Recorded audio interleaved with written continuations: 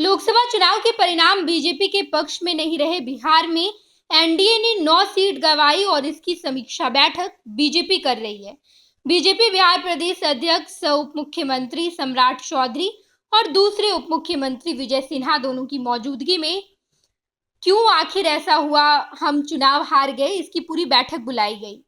आखिर 9 सीट गंवाने की वजह क्या है? वो 9 सीट जिसे हमने 2019 में जीत लिया था, वो 9 सीट हम 2024 में कैसे हार गए, इसकी समीक्षा बैठक की जा रही थी। और ऐसे में आगे की पंक्ति में बैठे जितने नेता थे वो सो रहे थे, यानी कि नेता को कोई मतलब नहीं है कि आप क्या बातचीत कर रहे हैं, क्यों आप हार गए।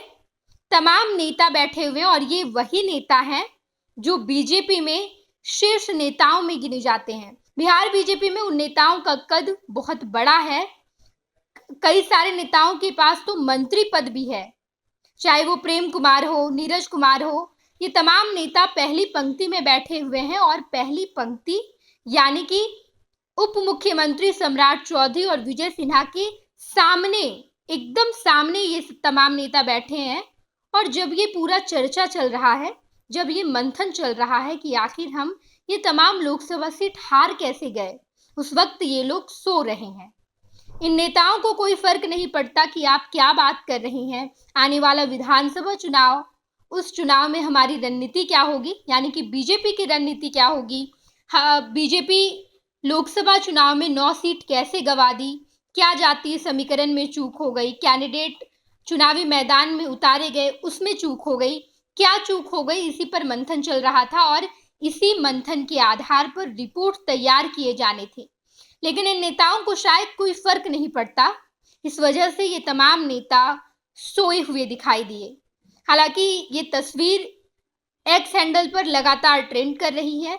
आरजेडी की तरफ से ये इस तस्वीर को पोस्ट किया गया है, जहां पर साफ तौर पर लिखा गया है कि बीजेपी कार्यालय में तमाम नेताओं की बैठक चल रही है और इस बैठक में आगे की पंक्ति में बैठने वाले बीजेपी के शीर्ष नेताओं में गिने जाने वाले नेता और मंत्री सो रहे हैं। उन्हें कोई फर्क नहीं पड़ता कि आखिर बातचीत क्या हो रही है। उन्हें उप मुख्यमंत्री सम्राट चौधरी और विजय सिन्हा की बातों से कोई फर्क नहीं पड़ता, इस वजह से वो सोए हुए हैं। उन्हें ये नहीं जानना है कि वो कहाँ चूक गए। रणनीति बनाई गई, लेकिन वो रणनीति जब जमीन पर उतरी तो कामगार कैसे नहीं हुई, इन तमाम बातों से उन्हें कोई मतलब नहीं, इस वजह से वो सोए हुए हैं। आरजेडी के एक्स हैंडल से ये पोस्ट किया गया और जहां पर सम्राट चौधरी और विजय सिन्हा पर तंज कसा गया है। हम आपको तस्वीरें दिखा रहे हैं, तस्वीरों में आप साफ तौर पर देख पाएंगे कि रेड सर्कल से घेर दिया गया है जो नेता सो रहे थे, चाहे वो नीरज कुमार हो। बाकी दो तरफ नेताओं के बैठने की जगह है और आगे से आने जाने का रास्ता, बीच से आने जाने का रास्ता रखा गया है। और जब आप दोनों ही तरफ देखते हैं तो शीर्ष के कुर्सी पर जो नेता बैठे हैं, पहली पंक्ति पर दोनों ही तरफ जो नेता बैठे हैं, वो नेता सो रहे हैं, आराम फरमा रहे हैं। उन्हें कोई मतलब नहीं कि चुनाव हारने के पीछे की वजह क्या थी और आने वाले 2025 के विधानसभा चुनाव को जीतने की क्या तैयारी रहेगी। पैनोरमा ग्रुप, जो सोचता है वो करता है, आपके अपने सपनों का आशियाना।